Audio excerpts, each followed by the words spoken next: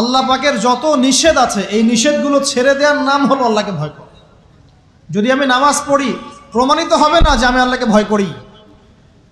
আর হারাম ছেড়ে নামাজ পড়েন, হালাল খেয়ে নামাজ পড়েন, প্রমাণ হবে আপনি আল্লাহকে ভয় করেন। নামাজ পড়াটা একটু সহজ কাজ, কিন্তু এই হারাম রিজিক ছেড়ে দেওয়া এত সহজ কাজ নয়। রোজা রাখা সহজ কাজ তুলনামূলক, কিন্তু সুদ ঘুষ ছেড়ে দেওয়া এত সহজ কাজ নয়। তাসবিহ তাহলিল করা সহজ কাজ, কোরআন তেলাওয়াত করাও সহজ কাজ তুলনামূলক, কিন্তু ওই বোনের সম্পত্তি তাকে ফিরিয়ে দেওয়া এত সহজ নয়। অন্য মুসলিম ভাইয়ের মান সম্মান রক্ষা করা তো সহজ নয়। পরিবারে পর্দা এবং নামাজ কায়েম করা তো সহজ নয়। এবং এই সুদ ঘুষ দুর্নীতি অন্যের সম্পদ আত্মসাৎ থেকে বের হয়ে আসা এত সহজ নয়।